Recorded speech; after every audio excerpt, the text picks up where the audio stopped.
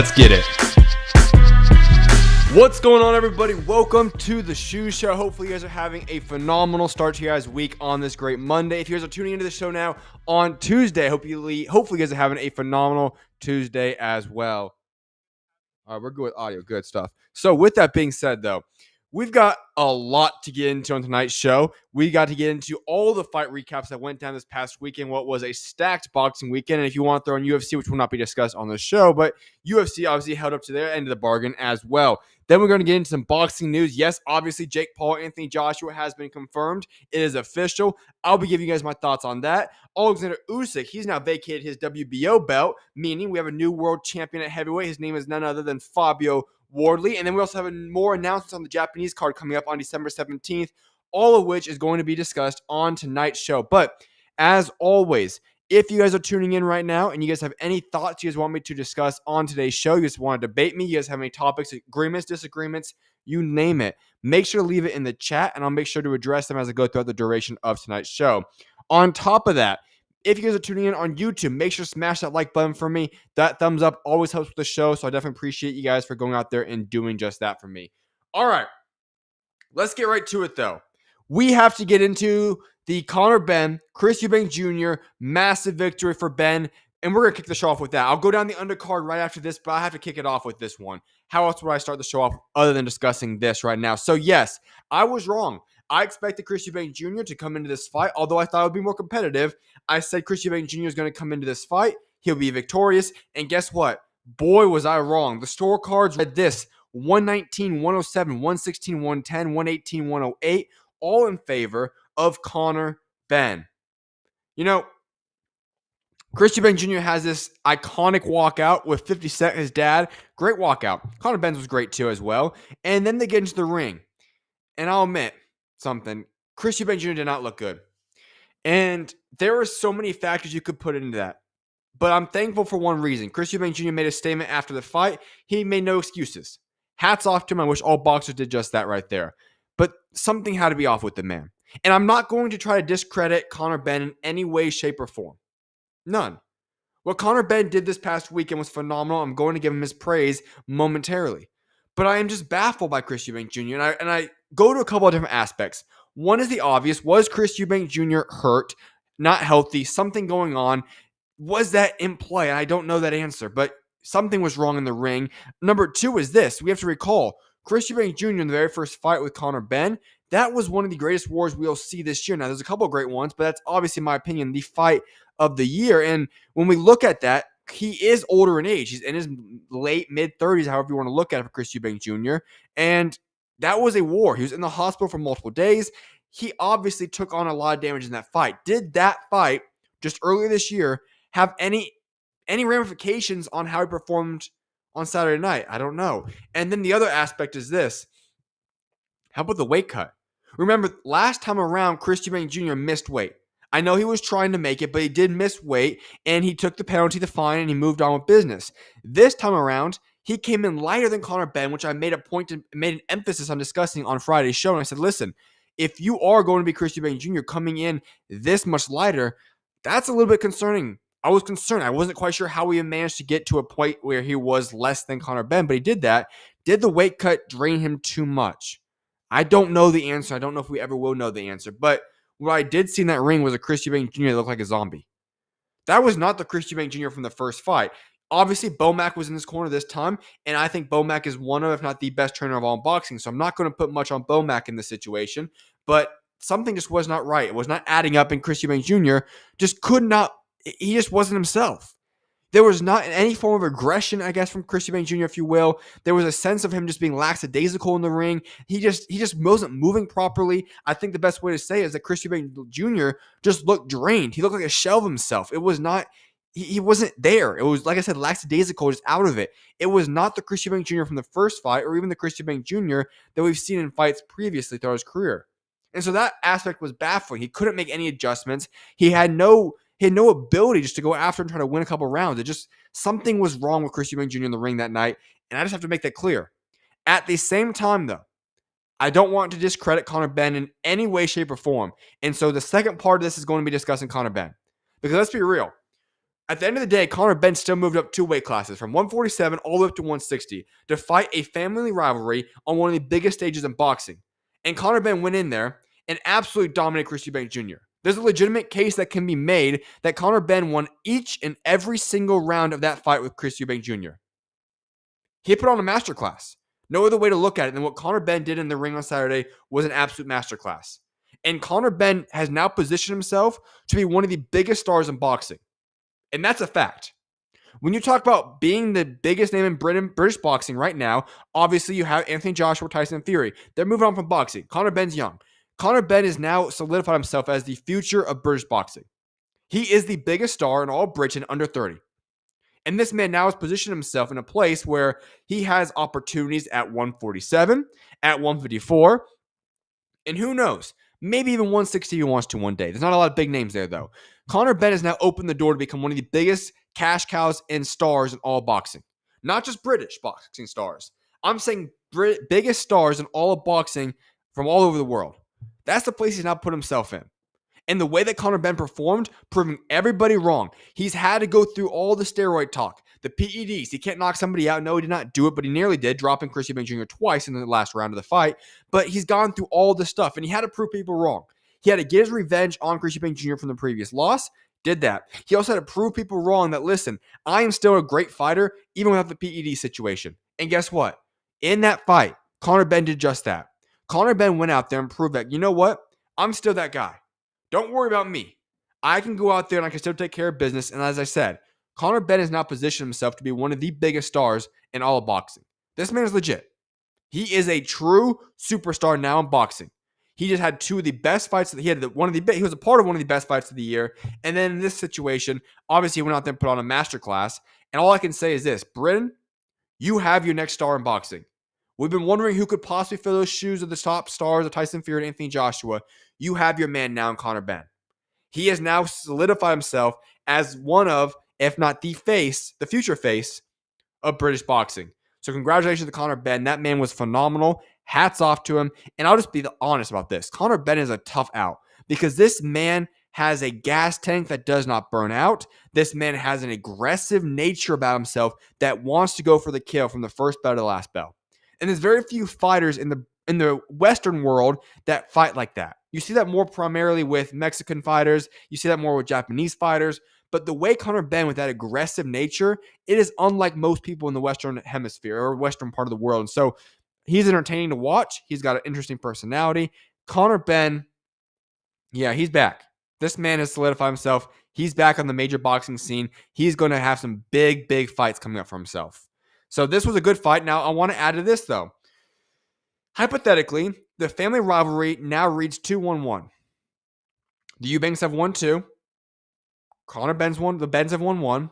And there's been 1 draw. All right. Hypothetically, on paper, it would make sense to go run this back into a trilogy.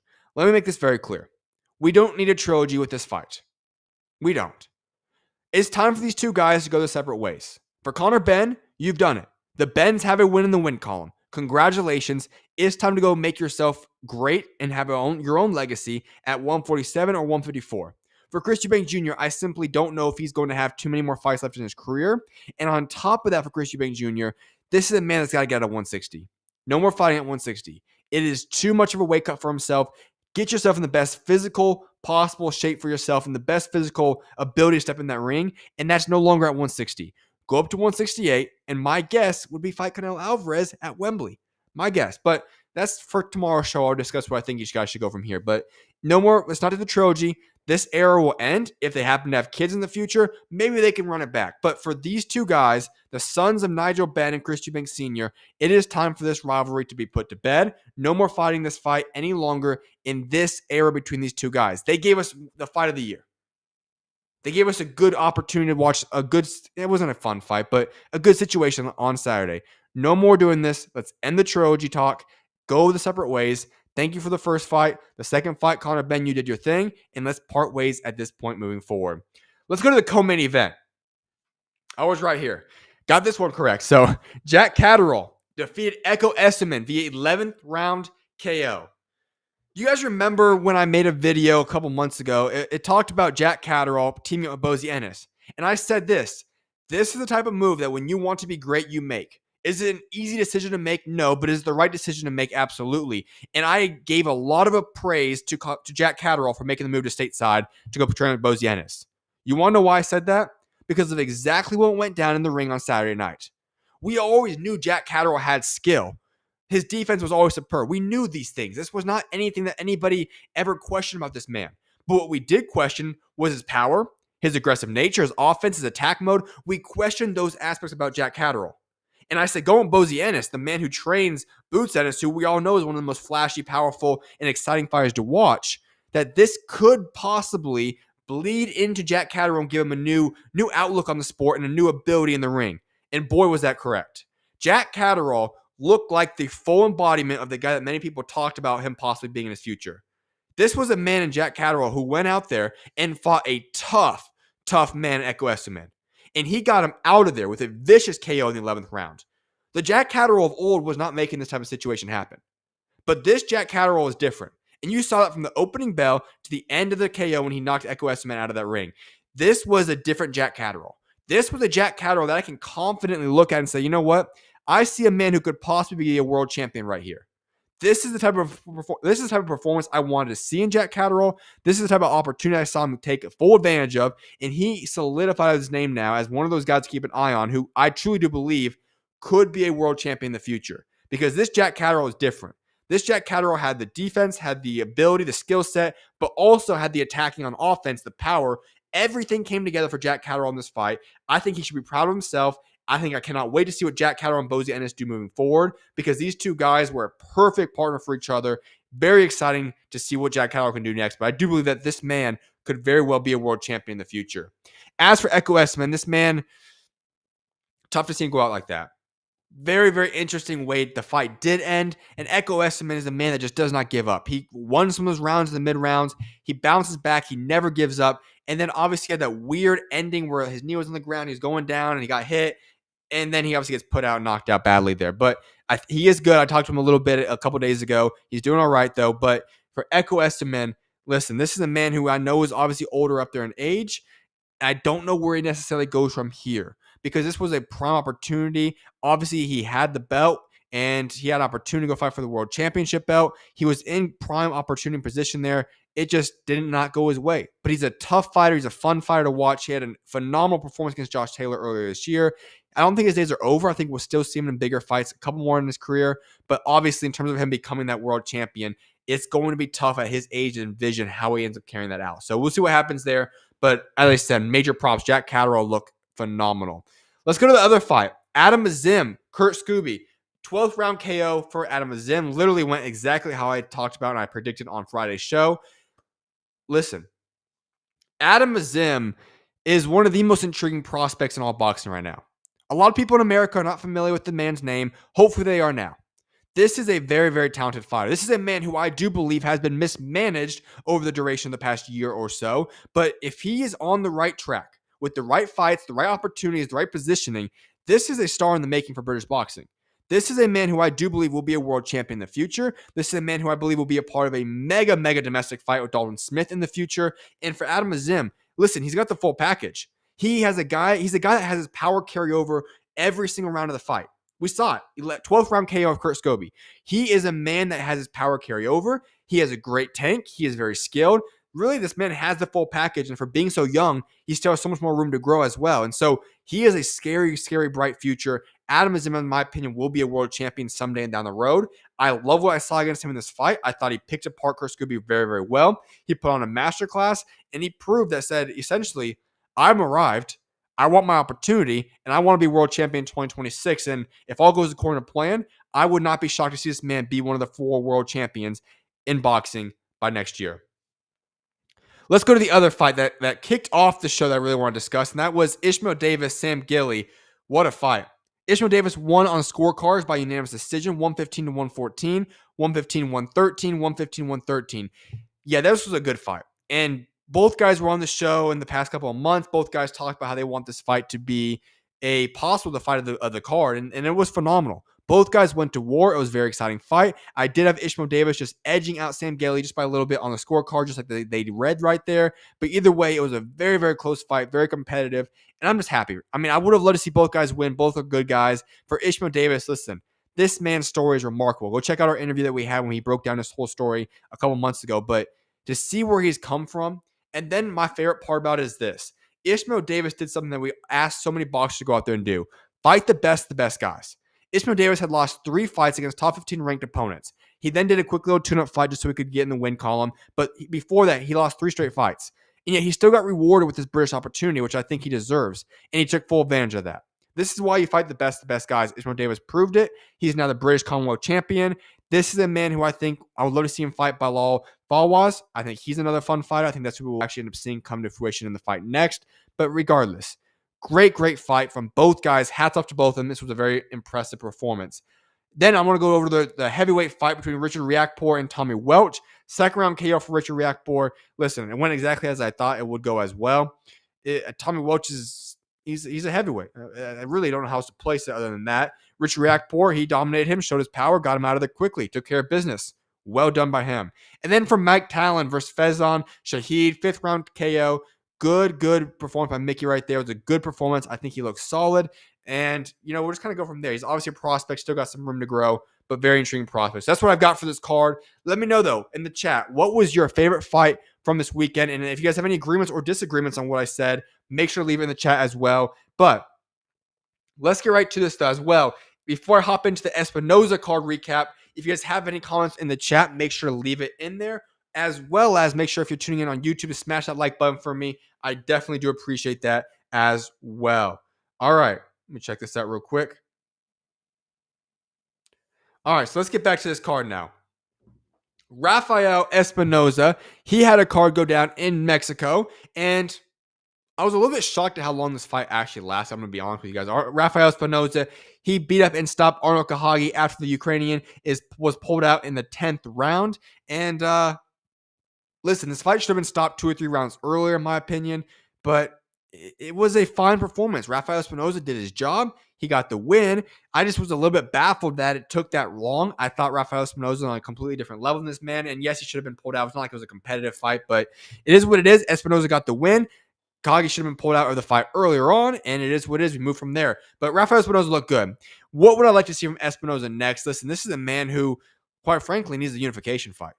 If that's Angelo Leo, who was rumored in the build-up process to this past fight, make it happen in 2026. I know Leo's going to be fighting, I believe, in February, but let's make that unification happen. You have Nick Ball, who I don't know if he's ever going to fight someone legitimate at 126, but Nick Ball would be a great opportunity. Those are the 2 most realistic ones, and maybe even, and I think this would be crazy to say, I don't think it's going to happen, but in a way, if he moves to 126, that could make sense as well. But Espinoza needs a big fight, and these are not really the fights we need to see him in. He's much better than this. For Lindolfo Delgado, he won the IBF Eliminator. He survived a 12-round knockdown to take 114, 113, 114, 113, 113, 114, split decision 12-round over Gabriel Golaz. He's now the mandatory for Richardson Hitchens. All right, I'm going to be blunt with y'all. This man did not win the fight. Gabriel Golaz won the fight in my eyes. I don't know why they gave it to Delgado. It is what it is. Let's move on from there. Here's the truth, though. Either one of these guys that won this fight were going to get annihilated by Richardson Hitchens. It was not going to be a competitive fight. Hitchens is always going to win that fight. And now that Hitchens has to go fight Delgado, potentially as being the mandatory whenever that happens, I think Hitchens will have his way with him. It's going to be an easy win. I think Hitchens is just going to annihilate this. It's going to be easy tune-up win. If I were Hitchens, I just take care of this fight real quickly unless you have a big fight lined up.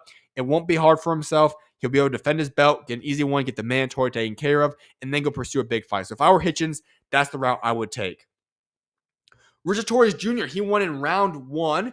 Not inspiring fight whatsoever. I've always said this. I think TORREZ is an interesting fighter. I don't think he's going to become world champion one day, but I do like the way Richard TORREZ Jr. fights. I think he's a good fighter, intriguing, and I'm excited to see him against some of the top guys at heavyweight. But listen, this was a stupid fight. It kept him active, so that was good, but he's a silver medalist. He stopped Tomas Salik, round 1, broken nose. It was a beatdown round 1. We all knew it was going to be. Tomas Salik was not a good fighter. He was a trash can, and And he took care of business. It's exactly what should have happened. It was not competitive, though. He didn't even get a full round underneath his belt. So, yes, he stayed active. Yes, he got a win in the win column, but it was not a competitive fight. It was not a good fight. And if you were to TORREZ Jr., it is time to make a bit better fight happen. Listen, Top Rank has the two top heavyweight prospects currently that are in contending-ish shape, Jared Anderson and Richard TORREZ Jr. Can we make the fight happen? I don't know where Jared Anderson is right now. Can we make that fight happen, please?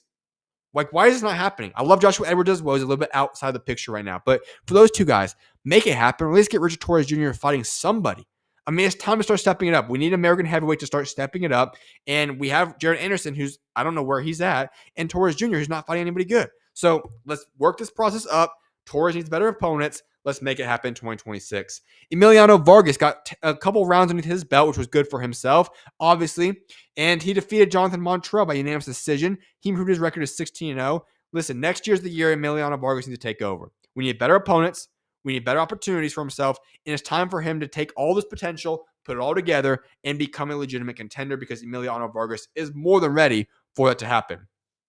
Other notable situation, Sivenathi Nontshinga, he returns to the ring for the first time in over a year and blew away Kawali in 2 rounds. Keep a note on that. This man is fighting at 108, actually 112, I believe now. So that is him. He returned to the ring. Great to see him fighting in that opportunity now. As always, like I say, if you guys have any comments or topics you guys want me to address, make sure to leave it in the chat, and I'll make sure to address them as we go throughout that. If you're tuning in on YouTube, make sure to hit the thumbs up for me. I definitely appreciate that as well. I'm just going to put something in my notes real quickly because a topic I want to actually discuss in a couple of days. Let me see where we're going to go with it at right here.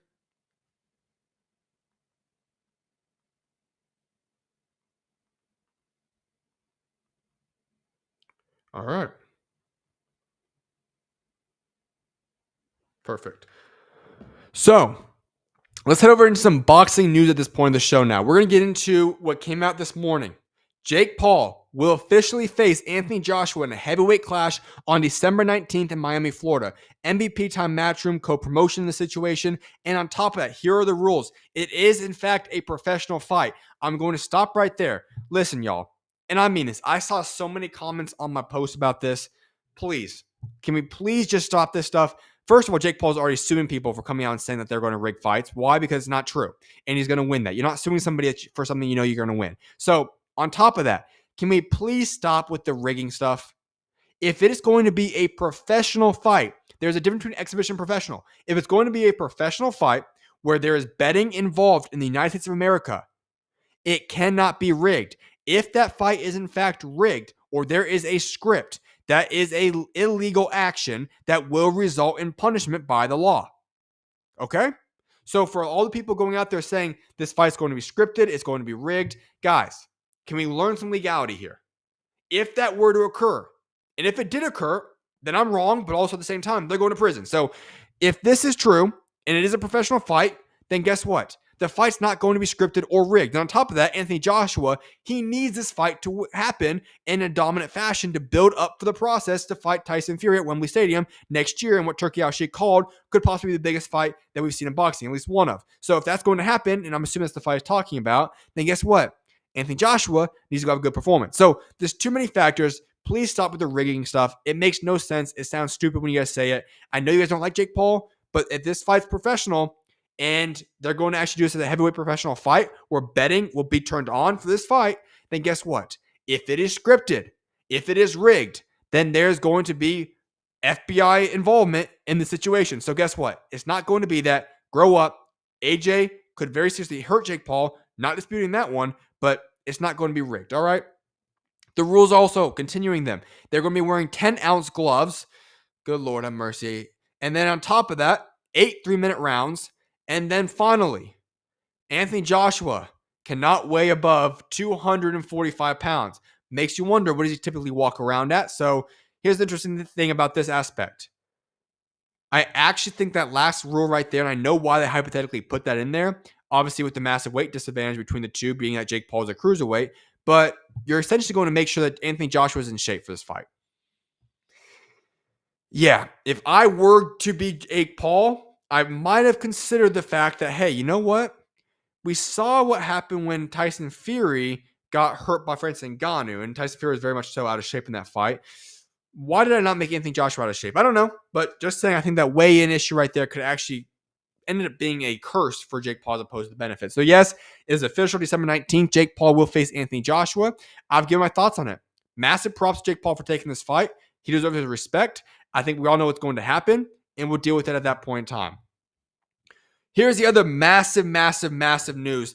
Alexander Usyk has vacated his WBO world title. The WBO has announced that Alexander Usyk has now relinquished his WBO heavyweight title, meaning he is no longer the undisputed champion of the world. In a following action, Fabio Wardley has now been elevated to WBO heavyweight world champion, following Alexander Usyk vacating the title. Wardley won the WBO interim title last month with a stoppage victory over Joseph Parker. All right, so lots of pieces to unfold and unpack right here with this. Here's the big one. Usyk is no longer undisputed, meaning this. Usyk is going to become a 3-time undisputed world champion in the world without defending his belt once.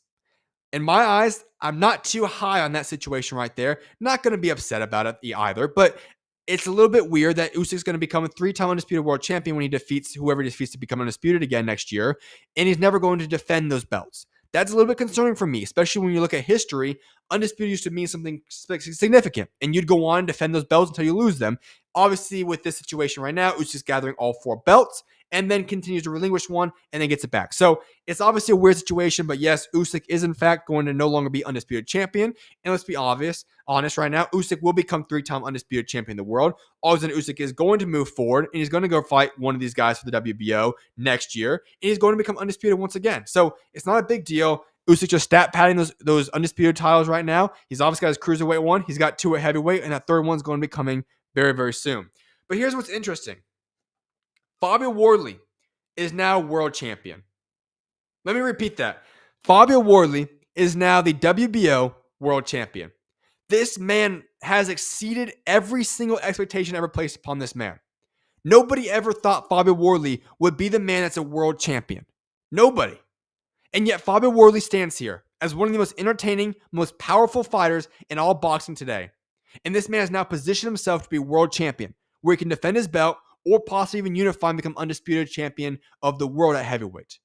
And I think we just need to give all props and credit to Fabio Wardley. He is one of the most remarkable rising stories that you could ever script. You can't write a script better than Fabio Wardley's story. And yet now we put the cherry on top in a certain sense, and Fabio Wardley has now been elevated to world champion.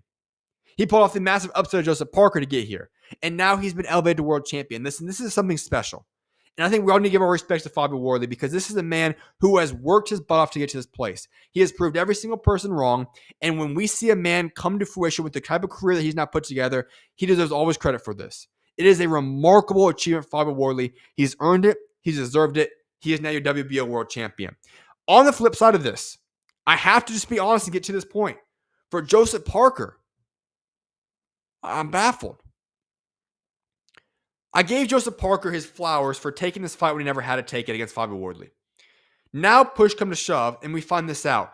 That had Joseph Parker not taken the Fabio Wardley fight, 2 things would have happened.